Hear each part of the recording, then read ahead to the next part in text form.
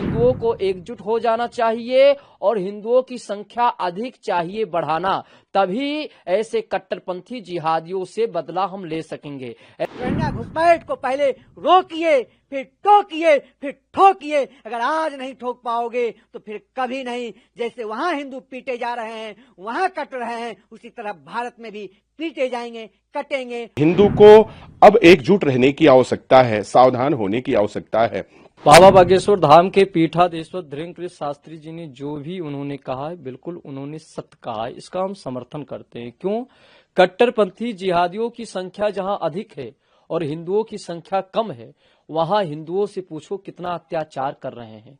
संस्कृति सनातन को भ्रष्ट करने में लगे रहते हैं, कहीं उनके त्योहारों पर भ्रष्ट करने में लगे रहते हैं।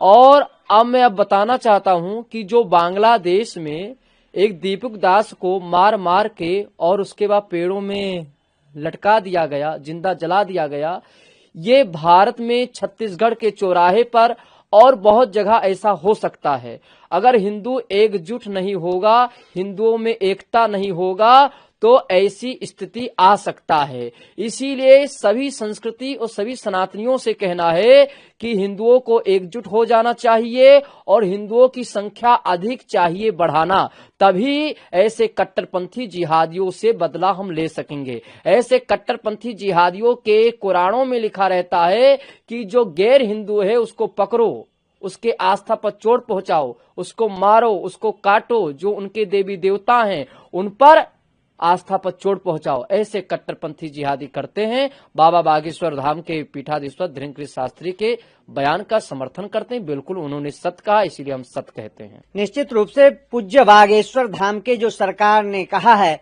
वह 100% सही कहा है। वो समय दूर नहीं है जिस तरह बांग्लादेश में एक दलित व्यक्ति को पीटा जाता है, मारा जाता है, उसको जिंदा जलाया जाता है, उसके घर परिवार को पीटा जा रहा है। और एक व्यक्ति के कारण, जोगिंदर मंडल के कारण, जिन्होंने जो है अपनी सत्ता और अपनी जो है पद प्रतिष्ठा पाने के लिए लाखों हिंदुओं को जो है प्राण जो है लेने का काम किया है। मैं पूछना चाहता हूं, देश में रहने वाले जय भीम बोलने वाले रावण वो कहां हैं? सेकुलरिज्म पाठ पढ़ने वाले वो लोग कहां हैं?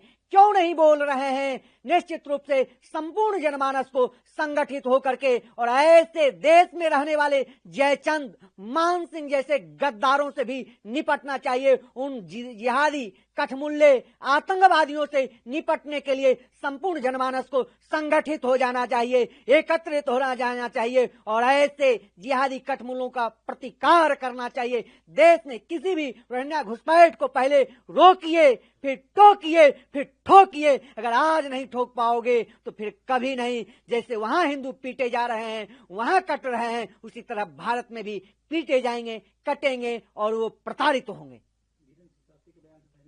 निश्चित रूप से पूज्य बागेश्वर धाम जी के जो है वचनों से समर्थन करता हूं, सहमत हूं। संपूर्ण जनमानस को इन विचारधारा को अंगीकार करना चाहिए और किसी भी देश में अराजकता के खिलाफ आप संगठित होकर के, एकत्रित होकर के उसका प्रतिकार करिए, उसको ईंट का जवाब पत्थर से देने का काम करिए, नहीं तो फिर कटिएगा, कोई बचा नहीं सकता है। निश्चित रूप से यह एक संकेत है, एक यह आगाह है, यह कि आगाज है कि अभी दुनिया ने देखा सोशल मीडिया प्लेटफॉर्म के माध्यम से कि अमानवीय कृत्य, इतना बड़ा अपराध जो इतिहास में कभी नहीं हुआ। और यह सबसे बड़ी बात केवल हिंदू के लिए नहीं है, यह मानवीय मूल्यों को देख करके अगर देखा जाए तो इंसानियत और मानवता की अगर हम बात करते हैं तो ये सब मिलकर के अगर देखा जाता है तो यही निकल करके आती है कि इतना बड़ा जघन्य अपराध शायद मानव समाज में ऐसा कभी नहीं हुआ है। और हम सभी मिलकर के उसका खंडन और भर्त्सना करते हैं। जो ऐसे कट्टरपंथी विचारधारा के ऐसे लोग जो मनुष्य होकर के भी मनुष्यत्व को अंगीकार नहीं कर रहे हैं, क्या कहा जा सकता है? यह कहीं ना कहीं यह संकेत करता है कि हिंदू को अब एकजुट रहने की आवश्यकता है, सावधान होने की आवश्यकता है। और जो आचार्य धीरेन्द्र शास्त्री जी ने कहा है, हम उनके विचारों का समर्थन करते हैं, क्योंकि हिंदुत्व केवल एक विषय नहीं है। हिंदू इंसानियत और मानवता को लेकर के चलने वाला एक वह ऐसा पक्ष है जो सदैव, अगर हम इतिहास को उठाते हैं तो जिसने विश्व की मंगल की कामना की हो, जिसने सभी जीवधारियों पर अपना स्नेह और प्रेम लुटाया हो, वह हिंदुत्व है। तो निश्चित रूप से मैं धीरेन्द्र शास्त्री जी के विचारों का मैं स्वागत करता हूं।